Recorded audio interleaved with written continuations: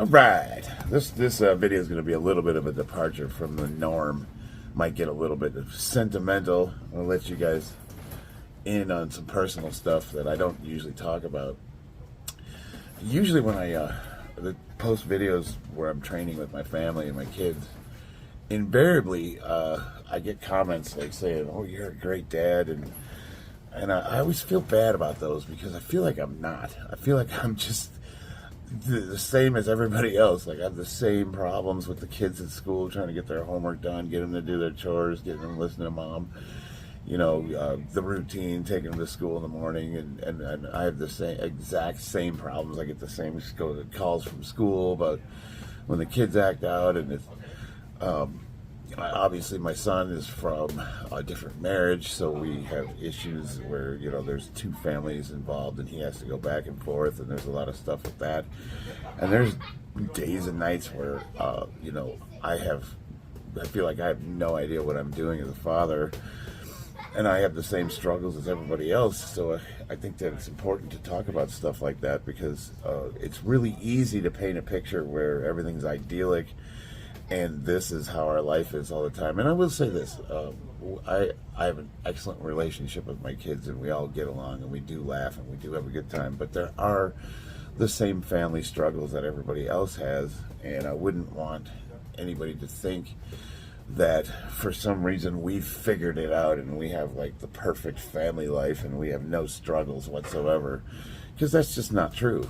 I think a family's dynamic. Everybody's got your kids. They grow up and they start turning into people with their own opinions and their own wants, their own needs, and there's always going to be invariably conflict. We're trying to get everybody as a cohesive unit to move in the same direction, but everybody's got their own ideas about how things should or should not be, and we struggle the same way everybody else does. But I do think that on some fundamental level we have figured out a few things that a lot of families are missing these days, and I would be happy to share like some of the things that we do that I think bring us together and make us a little bit more of a cohesive unit, and maybe give the kids a little bit more of a chance moving forward in this world where everybody's so disconnected and attached to their electronic devices. And the modern world, it's changing, and it's changing us on a fundamental level, and we're all part of a grand experiment where we're basically changing our evolution. And I think we have found a way to keep the family together, and I feel like especially when I look at some of her friends and her peers and the kids that they go to school with, when we go out to dinner, we were sitting next to a family, and literally the young girl had a tablet set up, and she was watching TV while the family ate, and everybody was just staring in different directions, and they didn't talk to each other.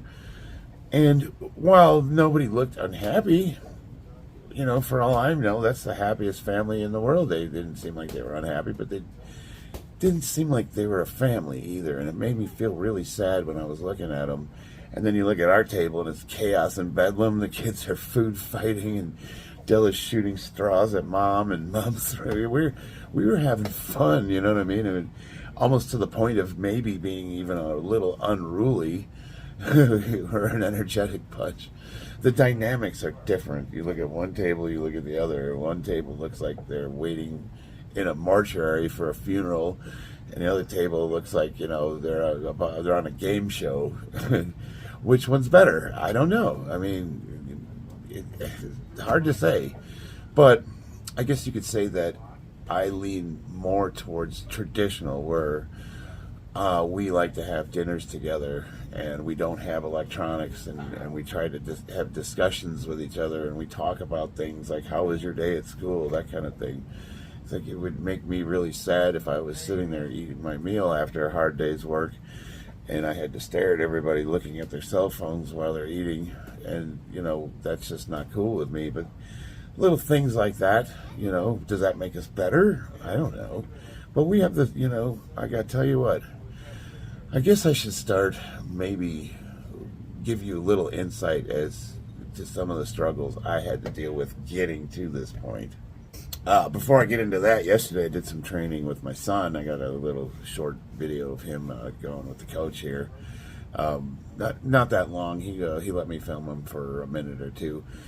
I was talking to a coach about that, and he actually kind of has a good point. And he was saying that in his gym, like, you know, their fighters are getting ready, like it's a serious gym, and they don't put fight training online so that the other gyms can see what they're doing. And I was like, well, that makes sense. But, you know, I told him, I said, but, you know, for my channel, just like the little bit of content that I'm trying to put up, I don't think, you know, I'm 50. Like, what am I going to do? Like, I'm going to start fighting professionally? Like, come on, man. But I see his point. Anyway, if you're watching me and my daughter train, man, she's getting good. She hits hard, like really hard. I'm actually kind of concerned about if any other girl her age going up against her. I don't think they're going to be, because like honestly, like I used to joke. I told her, like, when we were leaving the gym, I would say, she's like, I'm tired, I want to go. And I'm like, okay, we can go. If you hit me in the stomach and it hurts, well, we can go. And the last time we were training, she smacked me and she got me, and I was like, ooh, okay, we're going.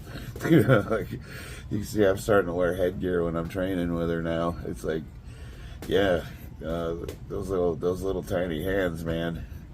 My son's here right now. You just missed him. I have the garage door slightly open, and I guess he locked himself out because he had a trampoline in the front yard.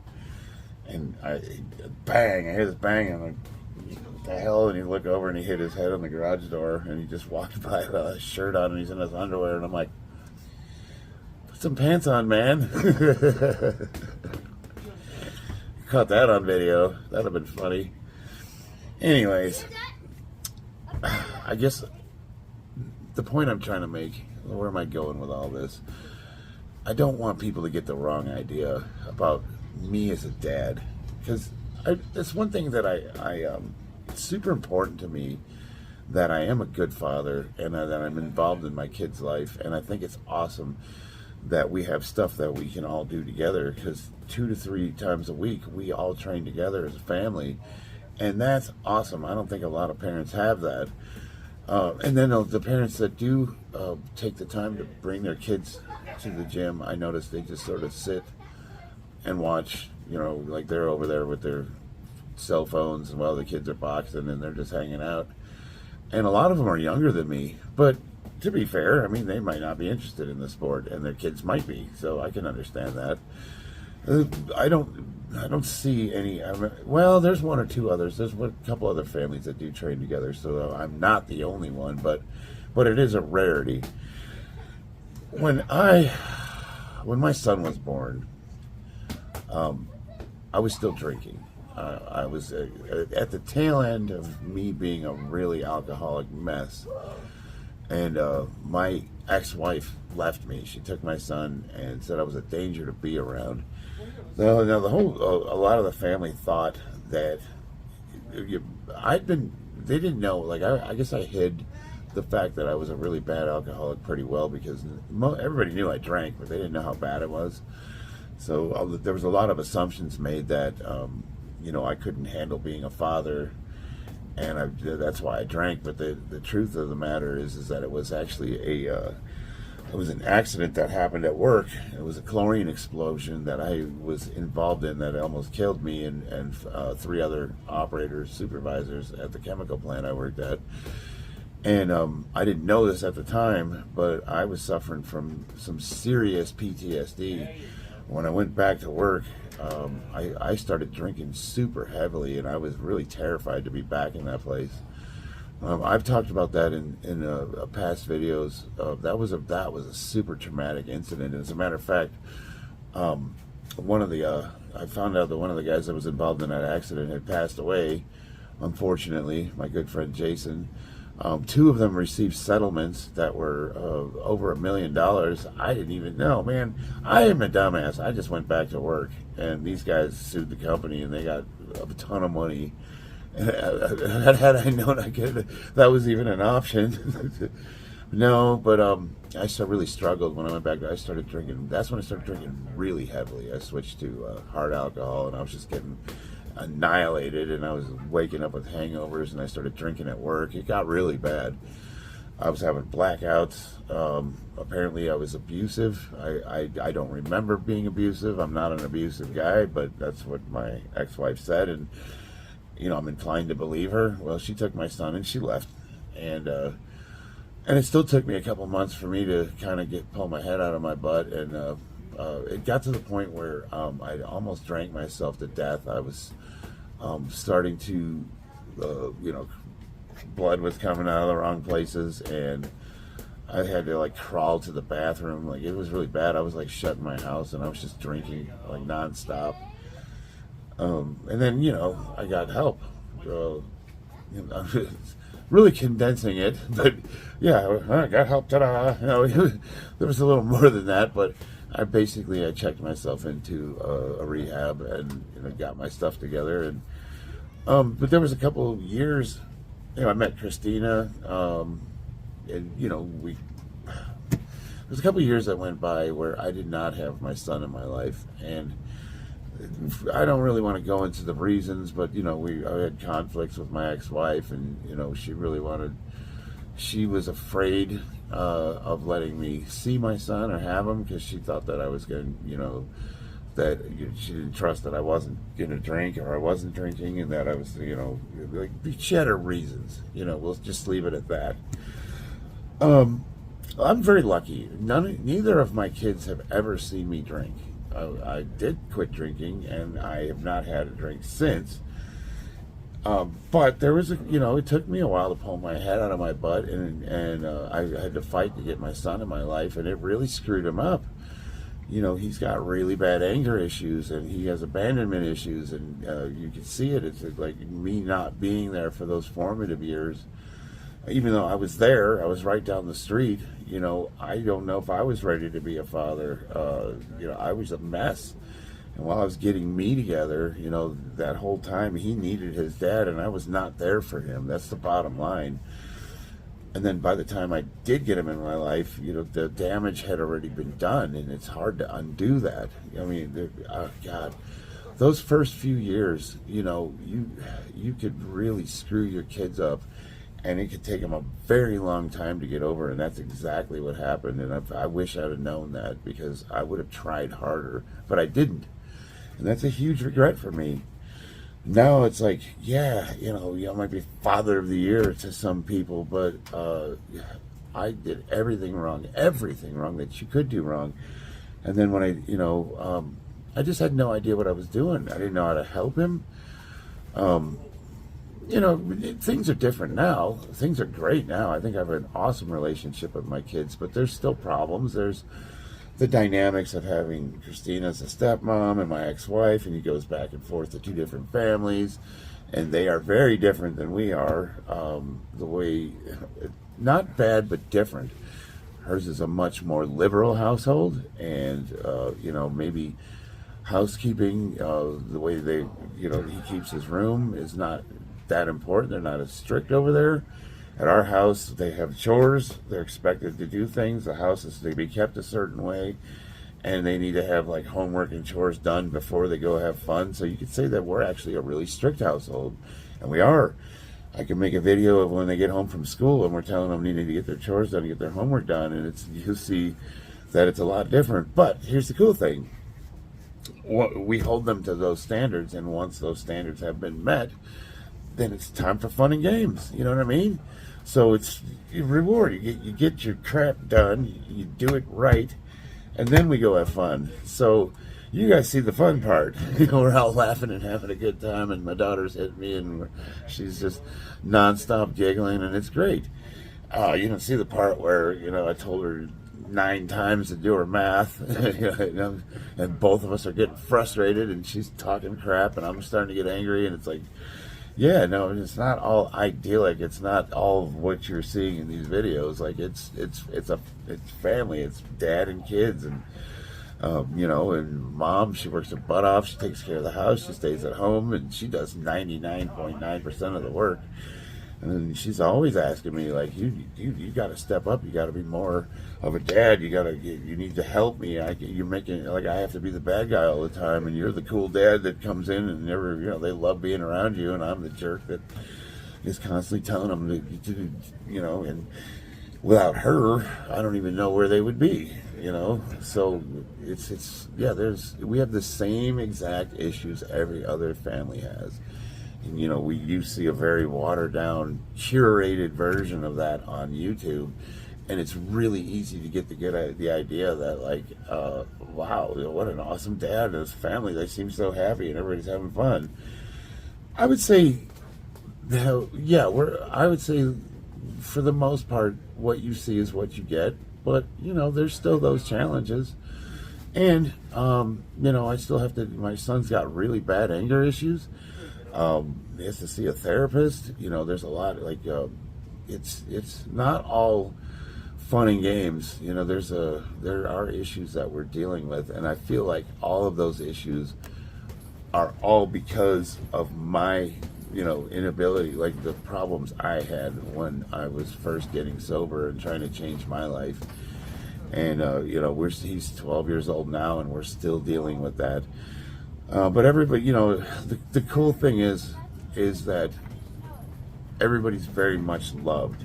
So even though everyone has their problems, I've got my problems, Christina's got her problems, the kids got their problems, and we don't always get along, and sometimes we do bicker and we're at each other's throats. But the bottom line is we all actually care, and we all come together as a family. So that's the bottom line, is like, you know, even though we're not perfect, we do try. And there is very much love involved in that process, and I think that's the bottom line, is that you have some kind of passion for what you're doing. Even if you're not doing it correctly, you're gonna eventually get it right because you care enough to keep trying. That's the bottom line, and that's all anybody can ask for. It was important to me for the kids to learn something like karate, jiu-jitsu, boxing, kickboxing, whatever. I wanted them to learn something so that they could learn to defend themselves, because when I was growing up, I was a short little thing. I was the shortest kid in my class as a freshman, 4'11". I had a really big mouth, and I couldn't fight for crap, and I got my butt kicked a lot. I was terrorized by this group of bullies that just were merciless. Good Lord. And I had parents that didn't believe me. You know, my father was not in my life. He worked, I never saw him. And with my mother, if it wasn't the church, if it wasn't specifically related to the Catholic religion, it didn't matter. She didn't get, like, these kids chased me home one day, and I made it almost to my front door, and they caught me right outside and beat the crap out of me, like, badly. And then I remember the door opening and my mom coming out, and they all ran off. And I got in trouble. I got in trouble for fighting. Like, they were beating the crap out of me, and, you know, and she was mad, and she's like, "Don't ever bring that to my front lawn again." And I'm looking at her like, they weren't invited. Like, you didn't notice. You didn't happen to notice the big pile of dudes on top of your son beating the snot out of him, and, you know, I'm the cause of it. Okay, I had to deal with that. My mom did not have any empathy for me whatsoever.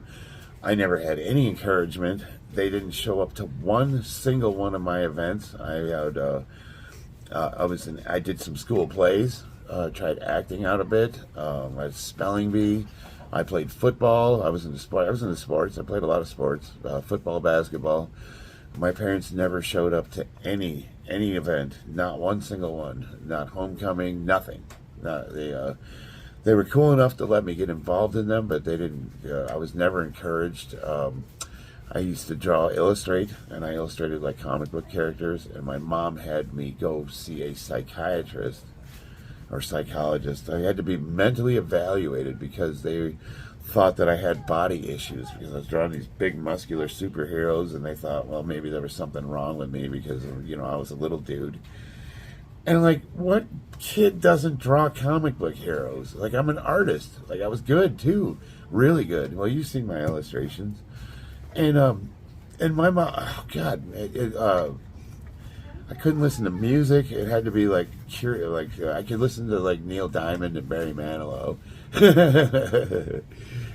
Mom's music. I wasn't allowed to listen to like Van Halen and Aerosmith. And if she found any of those tapes, or at the time the tapes, she would destroy them. It was, man, my childhood was. My mom was super, super emotionally abusive. No encouragement whatsoever. No, was not allowed to pursue anything unless it was directly related to the religion. If it didn't matter if it wasn't religion, I would do things like, I tried to draw comic books, and I was told that was a fruitless endeavor, and I'd never be able to make a living doing any of that, and I needed to focus on things and be serious. Now, I will say, like, my work ethics and my ability to provide for myself was very much instilled. My first job was at 13. I was a janitor at the grade school I went to. I was in high school, but I lived right next door to the grade school I went to, and they hired me on as a janitor at the age of 13. So after school, I was making $3.25 an hour cleaning toilets. So I always had that work ethics. I always went to work. I always had money. That was never the issue. But I didn't follow any of my passions, and I let all that talent go to waste. I could have been a comic book illustrator, and as a matter of fact, I did actually get on as commission art, and I wish I would have followed through with it because I didn't make enough money to support myself. It's something I could have done on the side. But I went with the money. I joined the military, and then after that, I got into construction and heavy industry. And if I would have, been in a more supportive environment where I could have pursued some of that stuff, maybe I would have been a famous comic book artist. I don't know. But that's the thing is, like, I'm not going to do that to my kids. Like, if they have passions or talents or they want to try something, I'm going to encourage them to pursue that. And then, like, with the boxing, I don't know if my kids are going to stick with it or not, but this is what I told them. I said, we're paying a lot of money for this training, and what I want from you is for you to do one match. We're going to train, and we're going to do a fight, and then after you've done that fight, win or lose, then you can decide if you want to stick with it or not. But we're going to follow through, and and that's really all I ask. Is like, I don't care if they become a power lifter like me, or if they're into the same things I'm into, or, I don't care if they want to pursue, I'm not trying to push them into anything. All I want them to do is commit, do what you need to do the thing, and then decide after that if you want to stick with it or not, Because, like, what was happening was the kids would start a lot of things and then not finish them. They get really bored right away and then give up on it. And especially my son, he's got a Fender Stratocaster that he hasn't touched, and that was a bunch of money, and he had like guitar lessons for 3 months, and he gave up on that, and there was a whole bunch of things like that he would start and then quit a month into it, and I'm like, enough, we're doing this. So now he's doing the boxing, and we're holding him to the same expectations, and he's doing really well, and it's actually helping him with his anger issues, so that's really cool. And that's also something, it's helping. There was an issue with him and my daughter Delphine. Essentially, they were both single children, very, the single kid thing where they get all the attention and they're spoiled, and then you put them together and they didn't know how to act, so they were at each other's throats and they still kind of get that way. Like, both of them want the attention of mom and dad. So it's like, you got a brother and sister, so. What this is doing is it's created a Team Widener. I'm the patriarch and the two kids, and it's not who's better to me or Della, or Della's like, am I better than Aiden? And I'm like, you guys are a team. Never forget that. I have my opinions on it, but I'm not going to share them with you. We're not doing that. It's not who's better. We're on the same team. Our goal is focus. We're all moving forward together. Dad's going to compete, you're going to compete, you're going to compete, and win, lose, or draw. At the end of it, we're going to say we did it. We committed, and we did it. And then after that, one of the kids is very much better than the other, but I'm not going to do that to them. Like, no, you guys just focus and, you know, you do what you need to do and don't worry about what the other one's doing. We're not playing those games. Oh, man. I don't know if you guys can hear the chickens in the background, but one of our hens is going nuts right now. Now, the one piece of the puzzle that's missing in all this is my wife, Christina. You ask, where's she in all these videos? Because her and I were training together she was my training partner for a very long time. And she's dealing with some pretty profound issues. Cumulative car accidents that have really, really messed her back up, and she's dealing with some bad pain.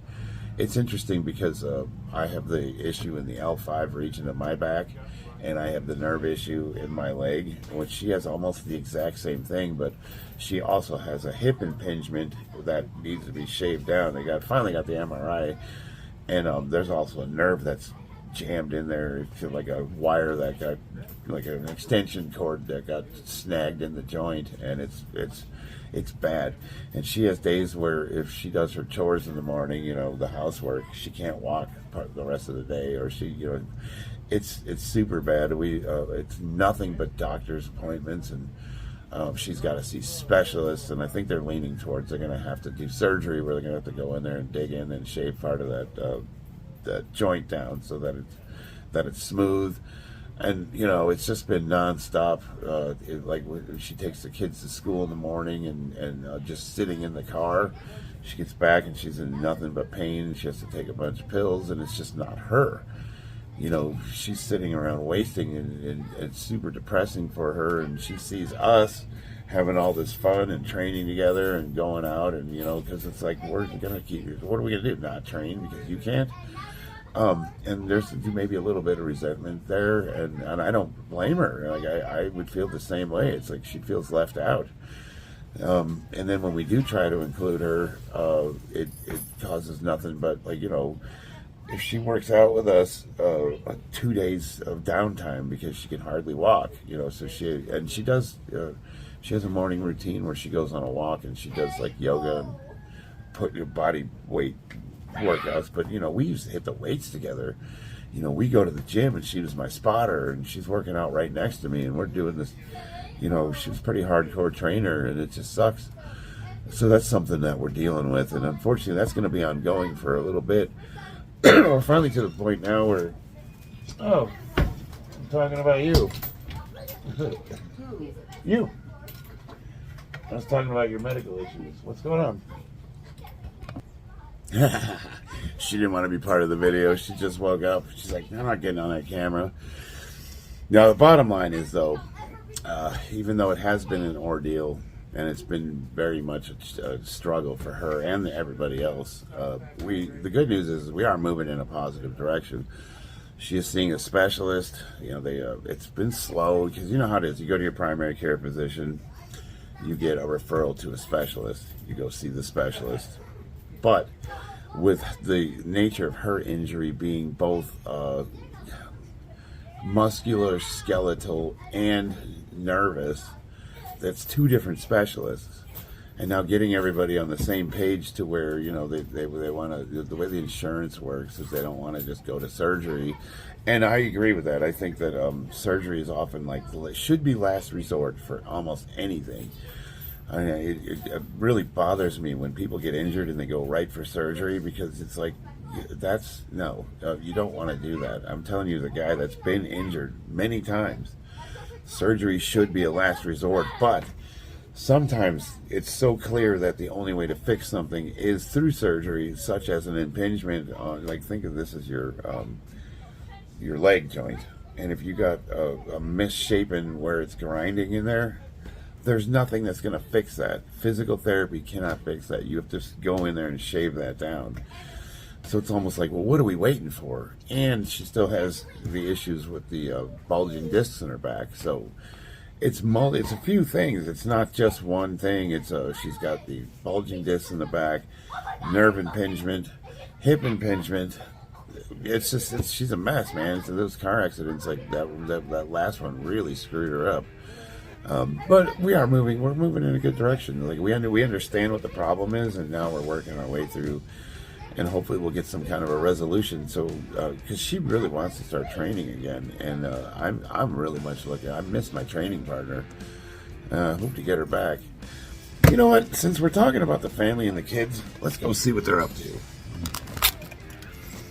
Why not? My Warhammer figurines that I've been working on. Let's go see what they're up to. Kitty. Look at this. This is our cat tree. One up there. One here. One here. I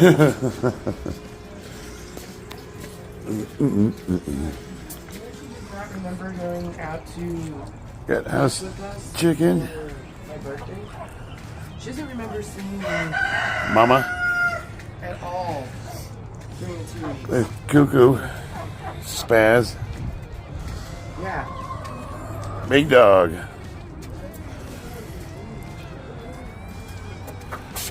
Puppy. He's trying to kill the humankind. You're on video. What are you doing? I'm breaking the hay. What's your brother doing? Doing dog poop. Who's who here? Let's see, that's King. And that's Scarlet. And that's Pete. And that's Princess.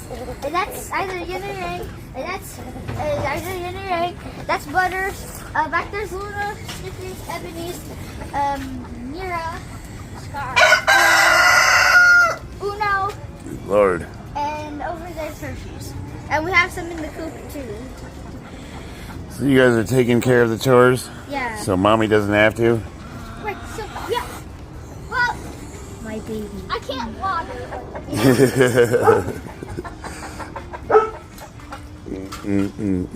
Basically. Well, here you go in a nutshell. Yeah. Family getting it done. Yeah. We're also playing a game. What game are you playing? Chicken game. Chicken game? What is that? Who knows? It's where we have to, like, all the chickens and we have to protect them from the president because the president wants to take the rarest one, which right now is Nira. Keep trying, Pete. And Okay. the rarest one. Well, on that note, I guess I'll end that bit, wrap it up, because we have to get ready for the Renaissance Fair, which is in, what, 3 hours? Yas. Yas. Woo! I am a sunflower girl. I'll see you guys on the battlefield.